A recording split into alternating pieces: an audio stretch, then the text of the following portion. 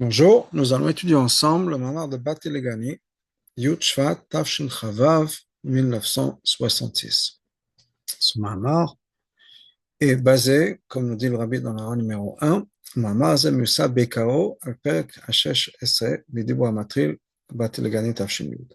Le 16e Perek du mamar de Bat Elegani Tafshin Yud. Le mamar de Bat Elegani Tafshin Yud est un mamar que le rabbi précédent avait préparé pour l'impression à partir de Yud Shvat Tafshin Yud, puis ensuite une partie pour Yud Gimel Shvat, ensuite une partie pour Purim, une partie pour Bet Nissan, le jour de la Lula du Rabbi Rachel.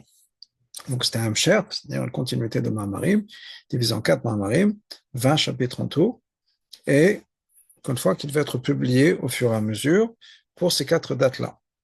Yud Shvat était le Yortzeit la Lula de la grand-mère du Rabbi précédent, le Rabbi Netrefka. Yud Gimel Shvat, le 13 Shvat de la mère du Rabbi précédent, le Rabbi Netzter Sarah. Bet Purim, et Bet Nissan, c'est la Lula du Rabbi Rachel, le père du Rabbi précédent. Et donc, le Rabbi précédent va préparer ce mamar. Le mamar était donc publié pour Shabbat Yud Shvat, Tafshin Yud 1950, qui est le jour de la Lula du Rabbi précédent. Le Rabbi a vu dans ce mamar-là comme le message du Rabbi précédent au Chassidim, au monde, et chaque année, Yud Shvat, le Rabbi étudiait un des chapitres de ce mamar. Donc Yud Shvat Tafshin Yud, c'était Hot Aleph, le premier paragraphe, le premier chapitre de ce mamar, Tafshin Yud Bet 1952, le deuxième chapitre, etc. chaque année. Tafshin Chavav, c'est la 16e année de l'année du Rabbi, chapitre 16 de ce mamar. Donc le Rabbi nous dit la chose suivante dans le mamar. Bati le gani achotikala. C'est un passage dans Shir Hashirim. Je suis venu dans mon jardin, ma sœur, ma kala, ma vie balé lula b'emshech mamar yom. Le Rabbi précédent ramène dans ce hemshech, dans le mamarim, pour le jour de l'Elula, pour Yud Shvat, ma shikatou b'midrash, est marqué dans le midrash, les gani, les gnanouni. C'est quoi le gani, mon jardin? C'est en fait le gnoni, mon endroit préféré, mon endroit privé. C'est-à-dire le makom, écrit l'endroit où mon essence était au départ. Qu'est-ce que ça veut dire? Parce qu'à l'origine, à la base, au moment de Adam et Chava dans le Gan Eden, l'essentiel de la révélation de la Shekhinah était ici dans ce monde-là. Et là, mais après, par l'intermédiaire de la faute du Etzadat, les fautes qui sont venues après, c'est le coup de la Shekhinah Mares la Reki Aleph. La faute, les êtres humains, Adam et Chava, ont repoussé, ont fait monter la Shekhinah de la terre au premier ciel. Ensuite, au deuxième ciel, jusqu'à que la Shekhinah est arrivée au septième ciel, c'est-à-dire aussi loin possible de la terre. Chaque faute a écarté Hachem de nous. Ensuite a commencé le travail d'Abraham, qui a commencé à renverser ce processus, c'est-à-dire qu'il a ramené la Shekhinah du Rakia, du septième Rakia au sixième Rakia. Jusqu'à qu'on arrive à Moshe Rabbeinu étant le septième le tzaddik de cette génération depuis Avram. Il y a eu Avram, Yitzhak, Yaakov, ensuite il y a eu Yosef. Pardon, on va faire la descendance de Moshe, donc Avram, Yitzhak, Yaakov, ensuite Lévi,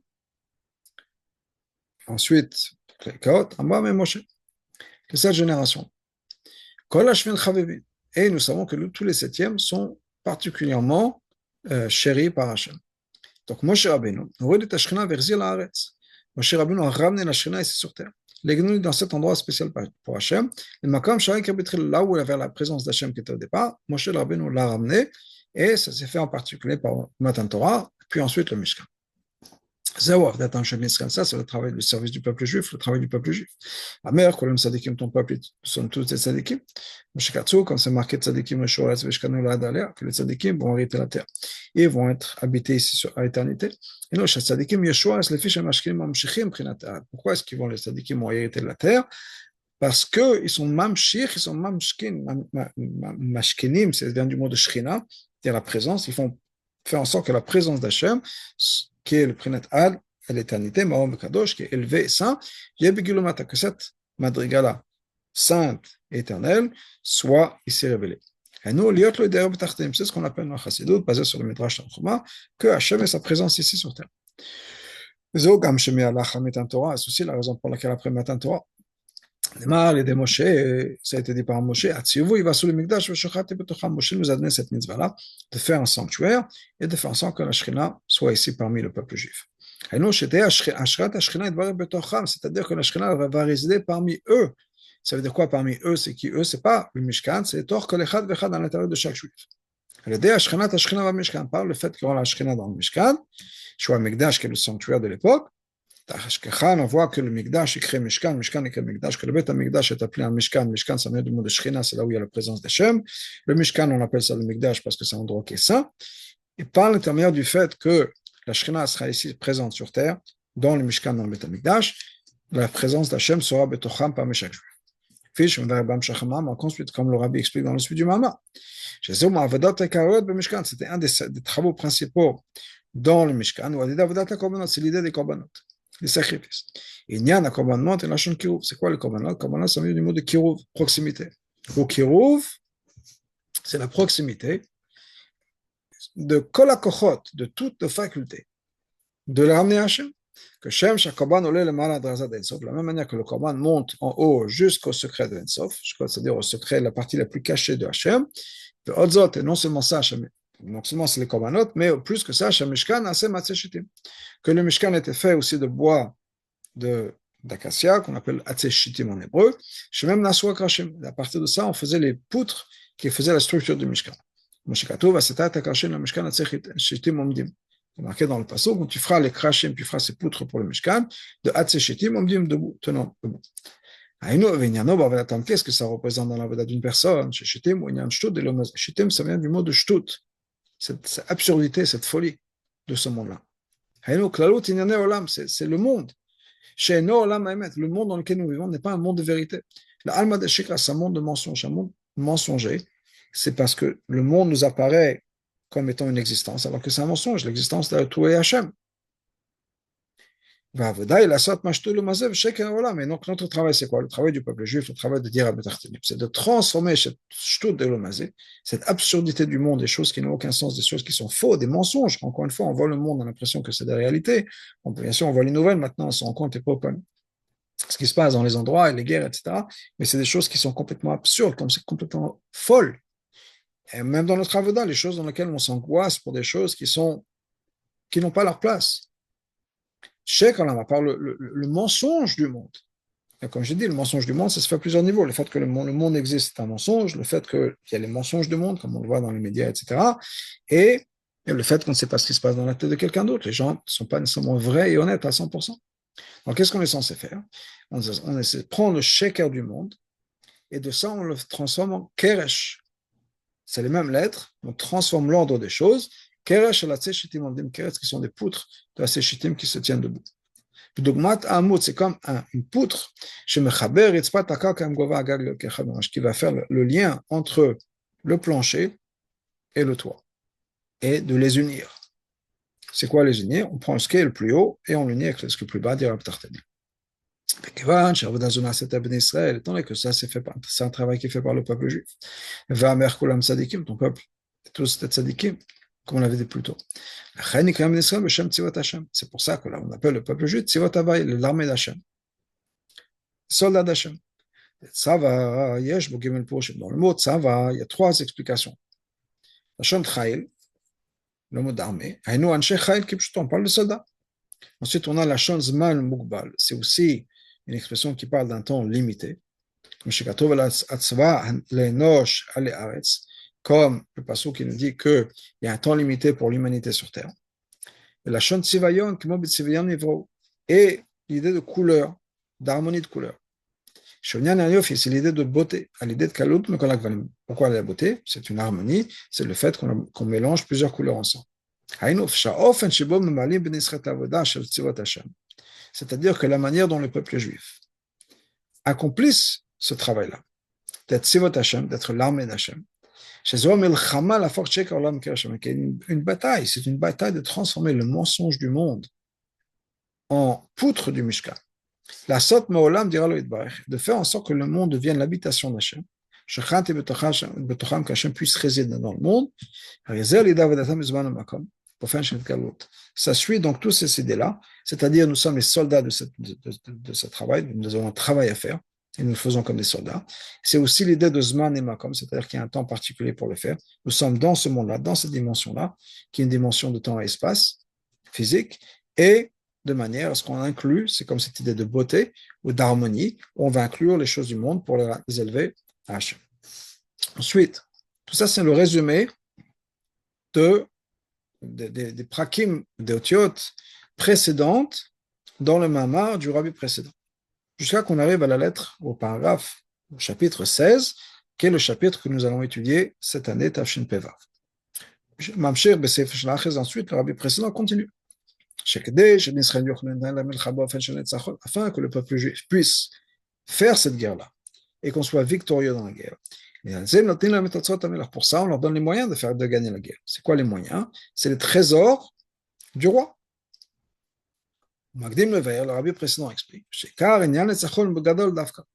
que la victoire est chez la personne qui est la grand. Et plus la personne est grande, plus cette idée de victoire est ressentie et vécue. C'est-à-dire, cette idée qu'on doit absolument gagner. Cette mida, ce caractère, ce trait de caractère qu'une personne a, de vouloir gagner. On ne veut pas perdre un débat ou une dispute. On veut toujours avoir le dernier mot. On ne veut pas que quelqu'un nous prenne quelque chose. On veut toujours avoir cette victoire. Plus la personne est grande, élevée, plus ce sentiment de vouloir vaincre et conquérir est important. Au point où le roi, qui est la personne la plus importante dans le peuple, comme le passage nous dit par rapport à Shaoul, qu'il était une tête au-delà son épaule, était au-delà de la tête la plus grande qu'il y avait. Donc chez le roi, c'est là où on revoit vraiment cette mida de Nitzachon. Il explique il y a deux manières de faire la guerre. יש מלחמה שניתן לשלוט שלל ולבוז בז. Il y a une guerre où l'idée c'est de prendre des trésors, de gagner de l'argent, de prendre des biens, des possessions, etc. Mais vraiment, la guerre, c'est quoi l'idée de la guerre? C'est de pouvoir vaincre et éliminer l'ennemi. Parmi les différences, c'est quoi la différence entre juste ramasser de la fortune ou des biens, des possessions, ou bien vaincre l'ennemi?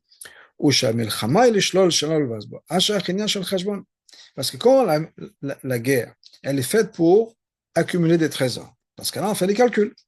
Combien est-ce qu'on va dépenser dans la guerre par rapport à ce qu'on va revenir? Si on va dépenser 1 milliard pour ne gagner qu'1 milliard, ça ne sert à rien. Donc, il y aura un calcul.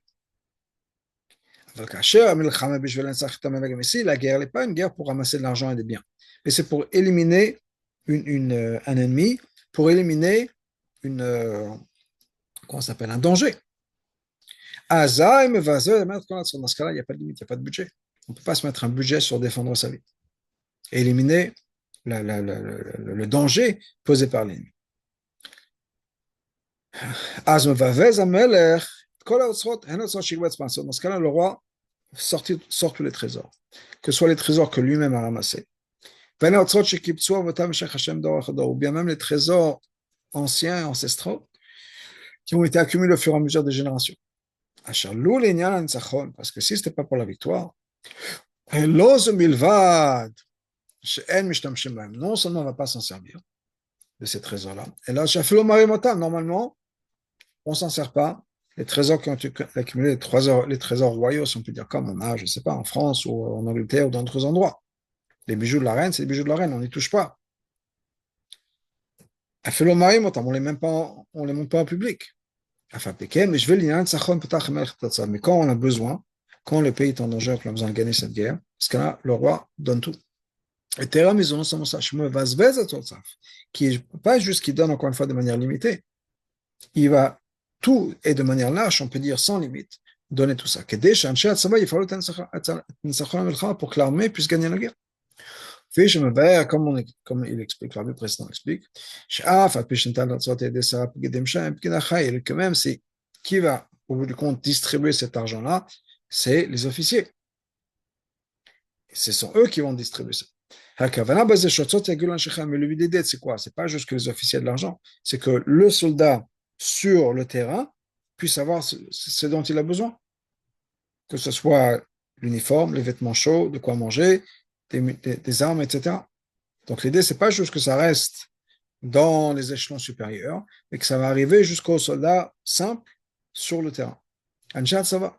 C'est eux qui vont gagner la guerre, et donc c'est eux qui ont besoin d'avoir tout le matériel nécessaire pour pouvoir gagner la guerre, et donc on dépense tout, et encore une fois on dépense tout, et cet argent va être distribué au degré les plus bas.